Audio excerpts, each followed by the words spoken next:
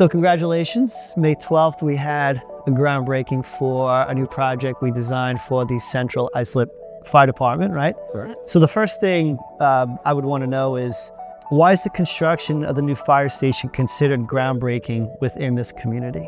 So within that community, I don't know if people are familiar with the area, but it's the old psychiatric treatment facility that's had a lot of growth over the years.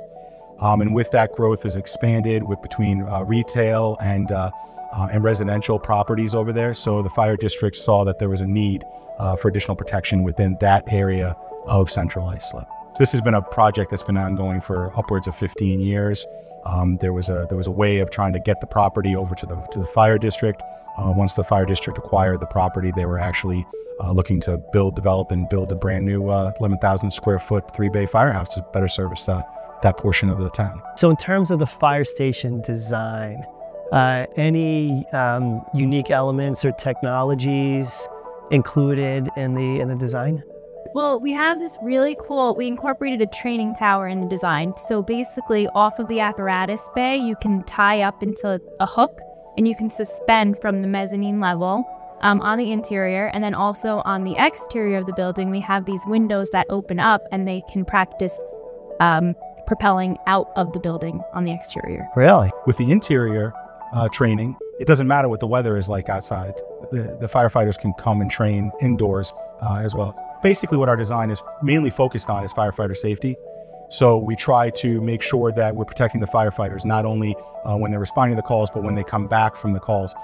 You know, one of the major issues with regards to firefighters is cancer. So we try to make sure that the air quality is much better off inside the buildings. We do designate different zones inside the building. So when there's actually a diesel vehicle pulling in and out of a bay, that's a zone that's contaminated. When the firefighters come back from the fire, they're actually typically covered in what we call soot, but there's carcinogens on that as well. So where they store that equipment, it's very well ventilated, and we make sure that the air inside the building that we'll call like the admin spaces is completely separate from the air from the other spaces that are storing vehicles and storing equipment.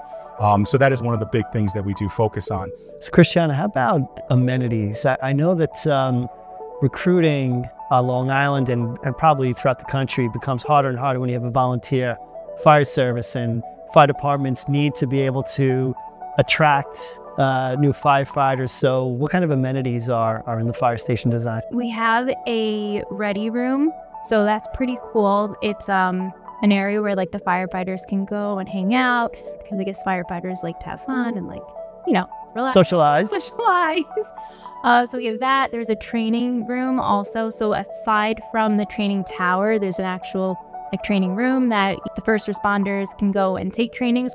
So groundbreaking means that we're starting construction, and construction typically with any project, has its potential challenges. So in this project specifically, is there anything from a construction perspective that might be a challenge for the contractors who are building the job?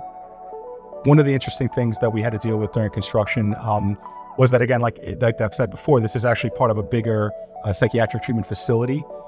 And within that bigger facility, there were actually steam tunnels that ran throughout the entire property.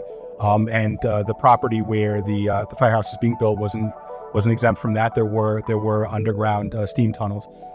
We had to locate those steam tunnels. We located them the best we could. They were somewhere between 10 and 15 feet below grade. There was insulation on the piping, which was asbestos containing. So we did have that sampled, and we had to make sure that it was disposed of properly. But it was interesting when they actually did remove it, there were some branches that we didn't know were there. They had to remove those.